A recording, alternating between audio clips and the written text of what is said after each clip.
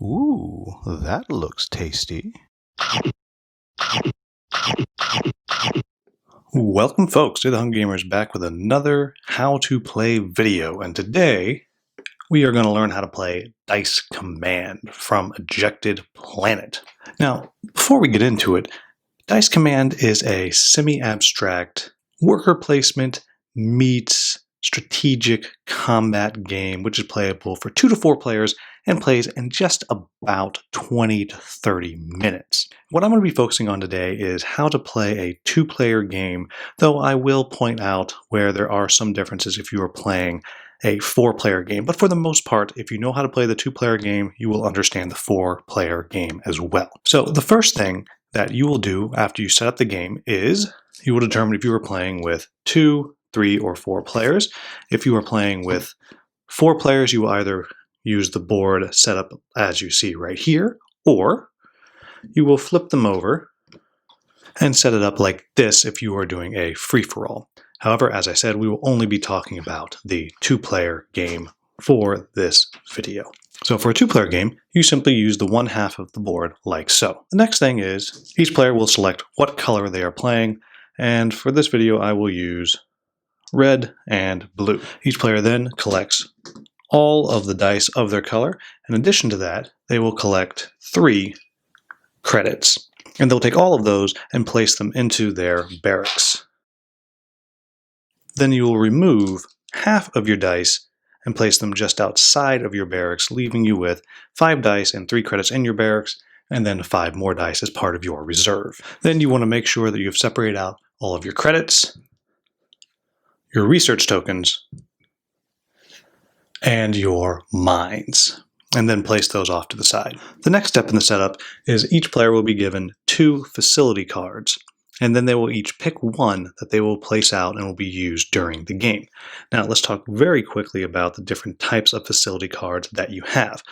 And this will all make a lot more sense a little bit later on. There are 3 basic types of facilities that you can get. There are ones that have spaces for you to place your dice.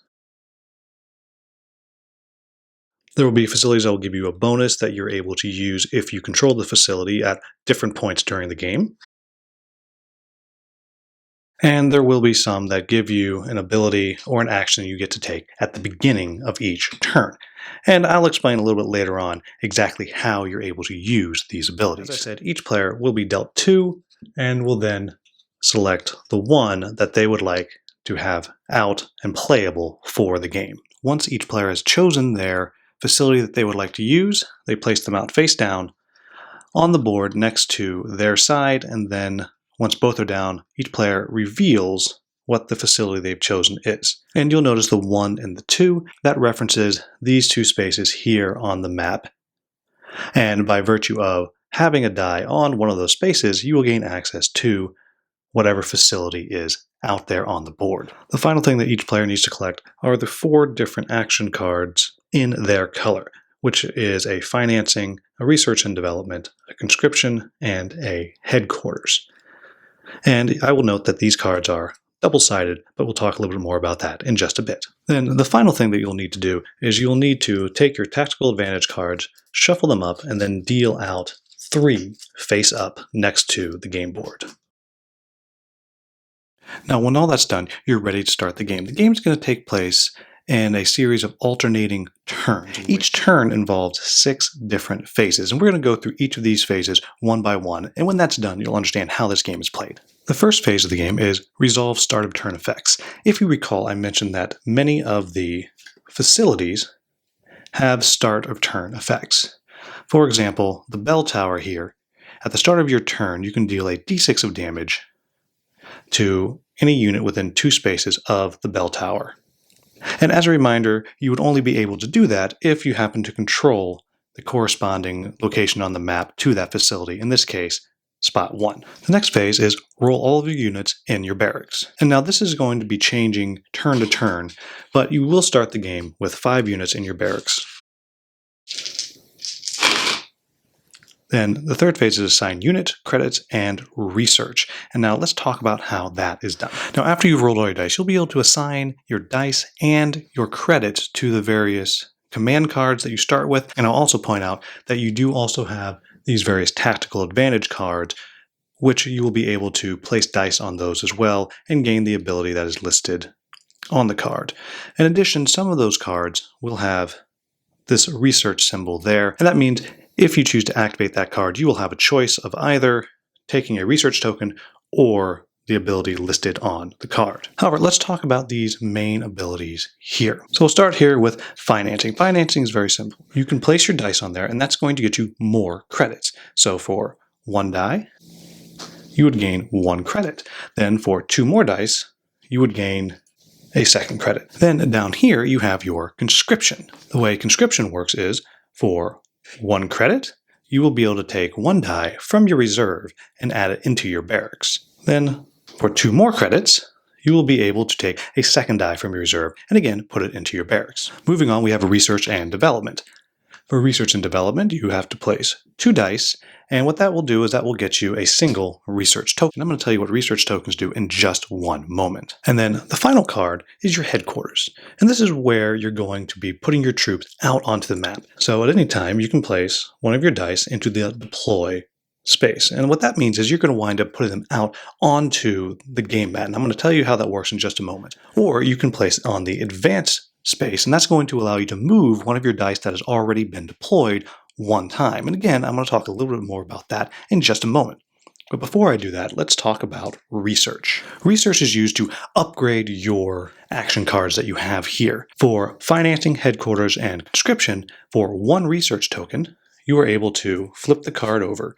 And on the other side, you will see that you have more spaces open and everything is slightly better. You'll also note that each one has a special ability here that either can be activated by placing a die on it, or simply happens every single turn. I will also note that some spaces have pips on them. In this case, this location can only be used by placing a 3 or higher die, while this one here has to have a 6 in order to be used. Then over the research and development, it can also be upgraded, but you'll notice you have to spend 5 research tokens in order to do that. Then once you've paid that, when you flip it over, not only do you now have a special ability there, but you have also developed atomic warfare. And immediately upon doing that, you're going to be able to take 2 of your dice and put them all the way behind enemy lines, therefore getting you halfway to winning the game.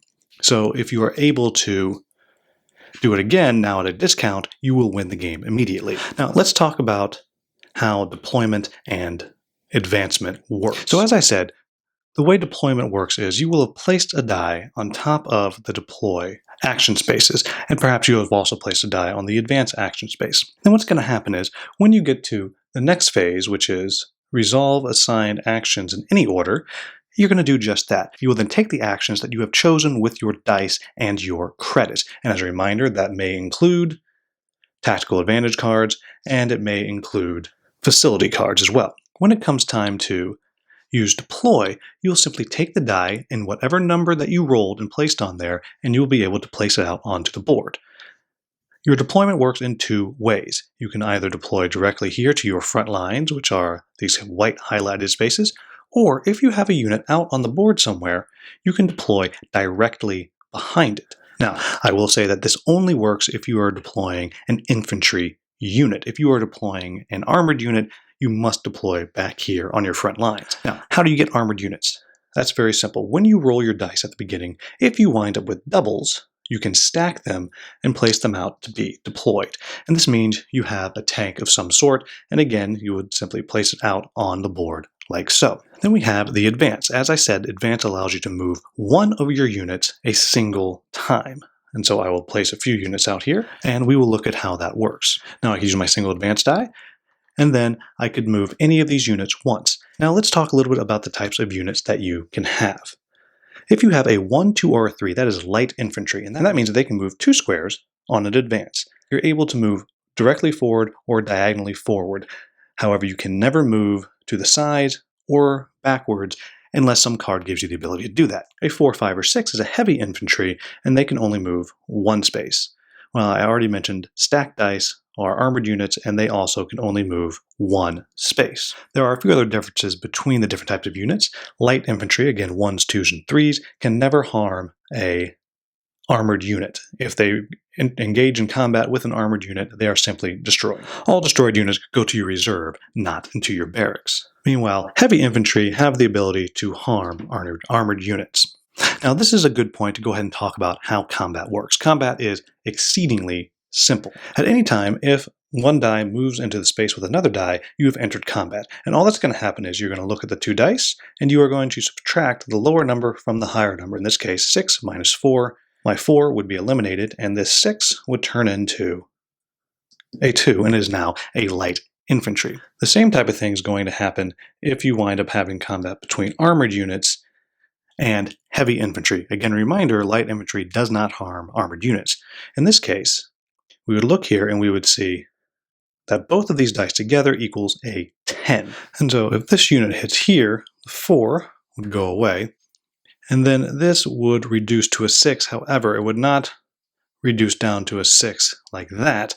What happens is this top die would reduce by 4 down to a 1. So now you have a 1 on top there. Now, in this case, should this tank get hit again by a unit that can harm it, so again, if it was another 4 there, which hit it, then it would reduce down to a 2, in which case this would go away, and then you would have just a 2 there. Again, that would be gone, and now you're left with just a light infantry.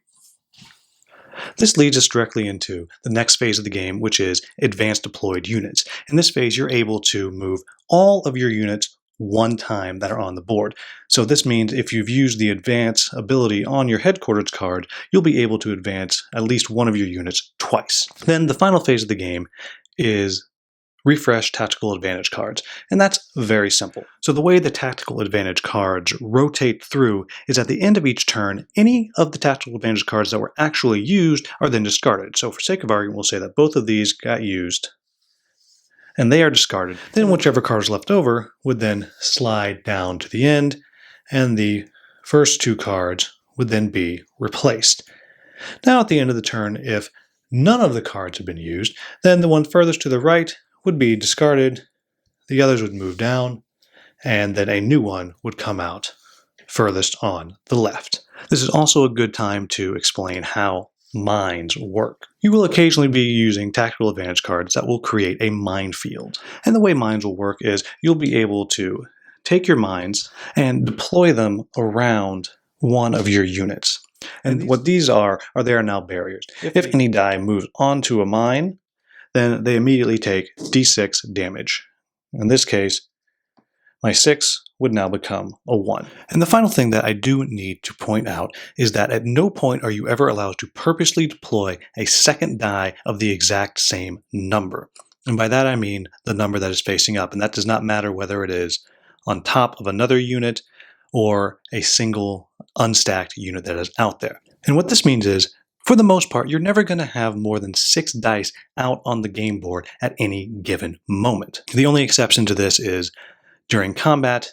If that causes a die to reduce to then match another number, that is all right. So in this case, if we moved here, this would become a 3, and now there are 2 3s on the board. And that's it. You're going to play back and forth, each player taking their full turns until one player has managed to get 4 of their units behind enemy lines.